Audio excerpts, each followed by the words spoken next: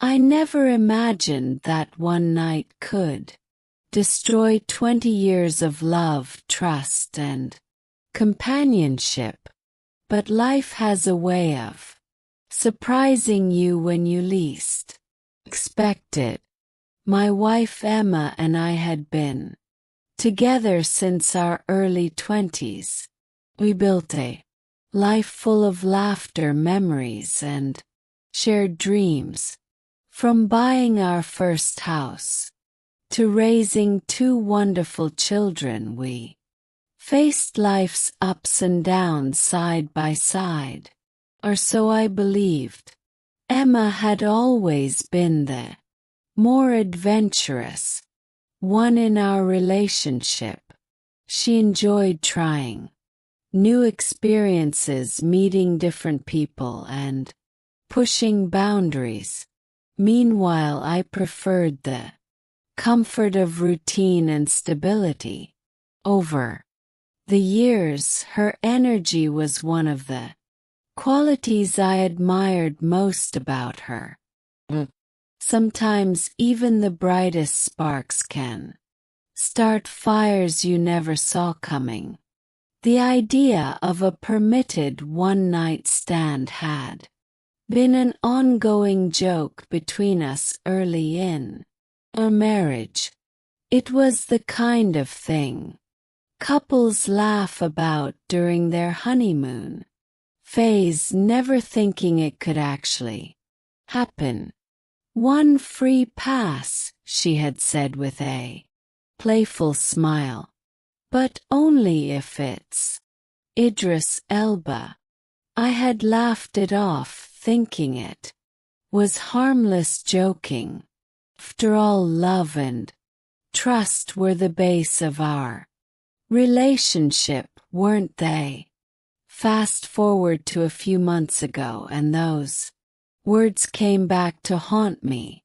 Emma had started acting differently. It began subtly: longer hours at work, more nights out with friends, and a strange, cautious behavior when handling her phone. At first, I didn't think much of it. She was busy, and we both had our own responsibilities to handle. But the small changes started to build up. A sudden interest in fitness, a brand new wardrobe, and a certain excitement that didn't seem connected to our life together. Something felt wrong. One evening, while we were sitting on the couch watching TV, she casually mentioned a coworker's birthday party she was planning to attend.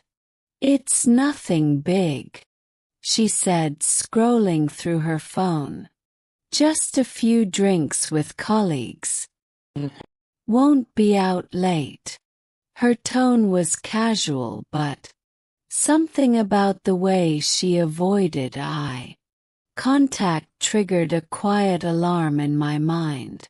I nodded, forcing a smile, but the knot in my stomach tightened. On the night of the party, Emma looked stunning. She wore a sleek black dress that fit her perfectly, paired with heels she hadn't worn in years.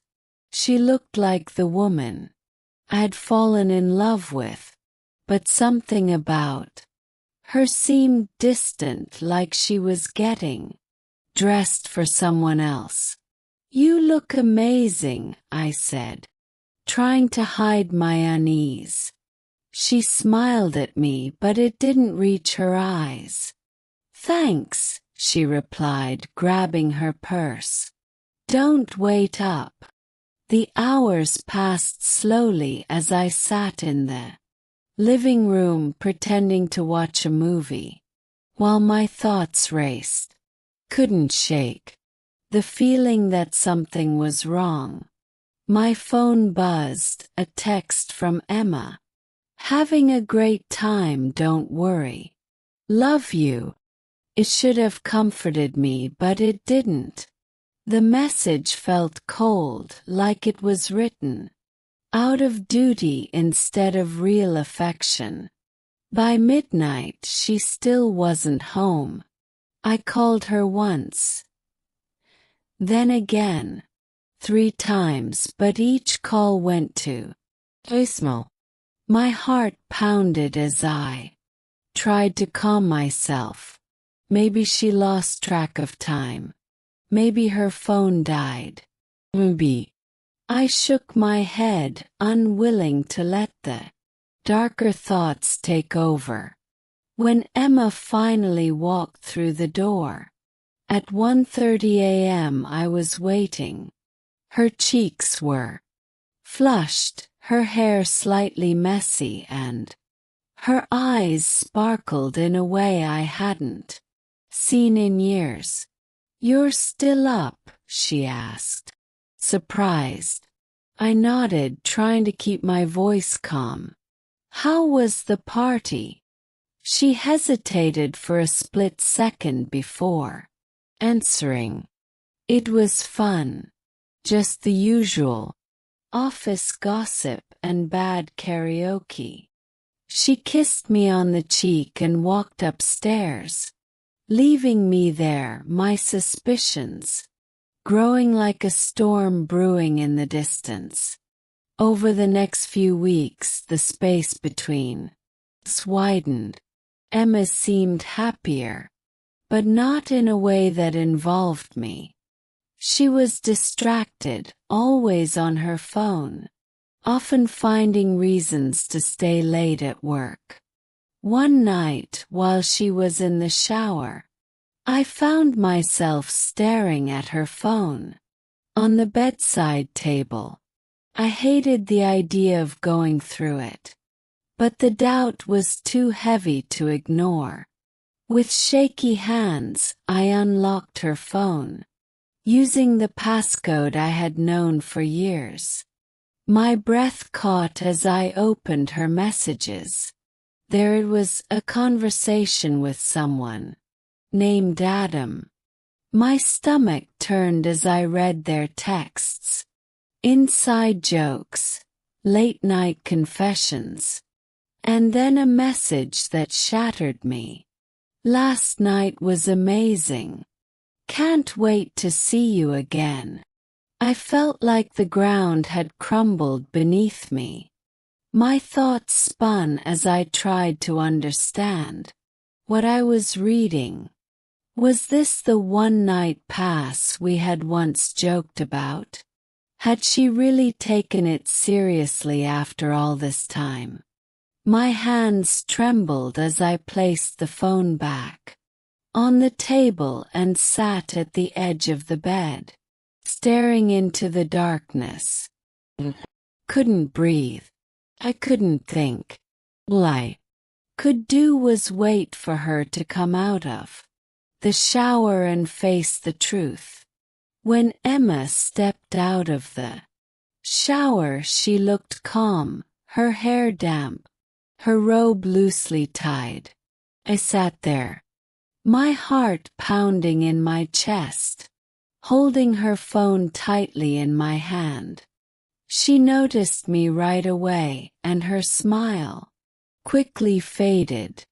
"Is everything okay?" she asked, her voice cautious. I took a deep breath, my hands shaking as I held up the phone. "Who's Adam?" I asked, my voice low but steady. Her face turned pale, and for a moment she said nothing. The silence stretched between us, like a canyon, each second pushing the knife of betrayal deeper into my heart. She finally spoke, her voice just above a whisper. "It's not what you think, Ben." I let out a bitter laugh, shaking my head. "Not what I think. So, last night was amazing. Doesn't mean what it clearly does. Don't insult me, Emma." She sat down at the edge of the bed, her hands tightly clenched in her lap. It was just a mistake, a one-time thing. It didn't mean anything. Her words hit me like a hammer. The woman I had loved and trusted for 2 decades was sitting in front of me, admitting to a betrayal I never expected. A mistake, I repeated, my voice rising despite my effort to stay composed. Emma, we've been married for 20 years. We built a life together, a family. How could you throw all of that away for a mistake? She looked at me with tears in her eyes, but I couldn't tell if they were tears of guilt or self-pity. We talked about this, remember? Years ago we joked about a free pass. I thought, she trailed off, shaking her head. I thought maybe it was okay. That it wouldn't hurt you. Her words stung, cutting deeper than any blade. You thought it wouldn't hurt me, she said, my voice shaking with anger. How could you think that? How could you ever believe I'd be okay with this? She reached for my hand, but I pulled away. I'm sorry, Ben. I couldn't breathe. I couldn't think. All I could do was wait for her to come out of the shower and face the truth. When Emma stepped out, she looked relaxed, her hair damp, her robe loosely tied. I sat there, heart pounding in my chest, gripping her phone in my hand.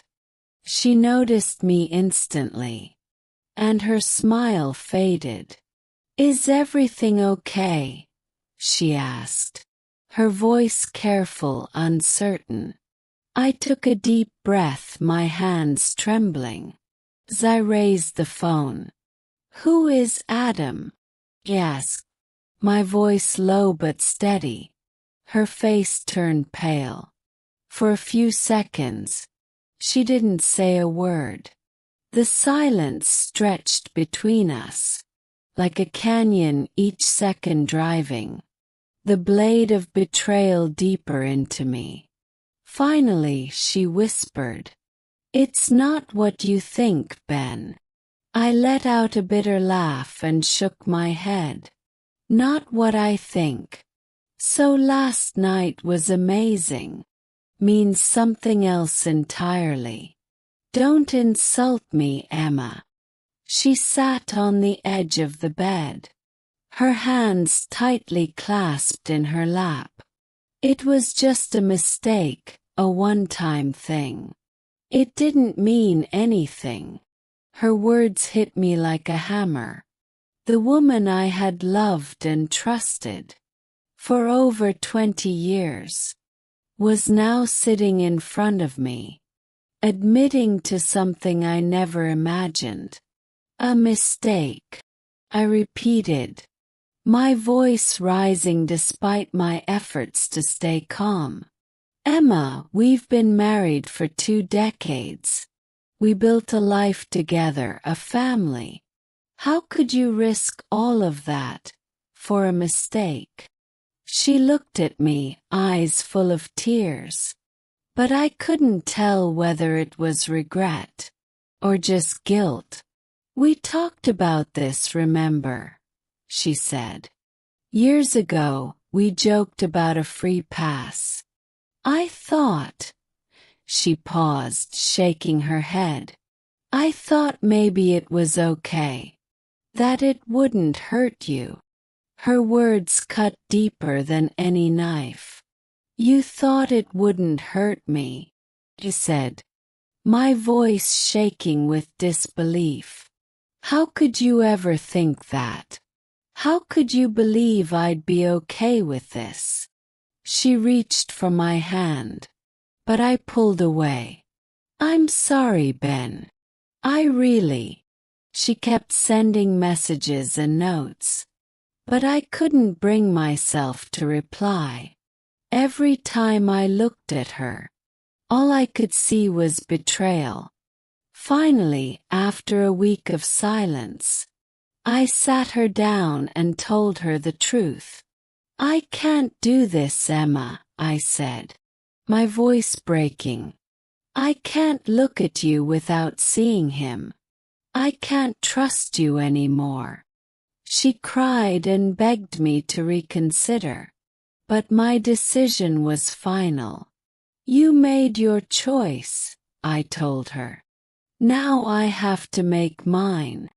The divorce was a long and painful journey, splitting 20 years of shared life into separate parts felt like tearing pieces of myself away. But as hard as it was, it also brought a sense of freedom. I realized that staying with Emma would mean living under the weight of her betrayal, and I wasn't willing to carry that. I knew I deserved more. In the months that followed, focused on rebuilding, I leaned on friends and family, reconnected with hobbies I had once loved, and slowly began to heal. The pain of Emma's betrayal didn't vanish overnight, but it became easier to manage with time. I learned to let go of the anger and resentment, not for her, but for my own peace. And as I stood on the other side of the storm, I realized something powerful. Sometimes walking away is the bravest thing you can do.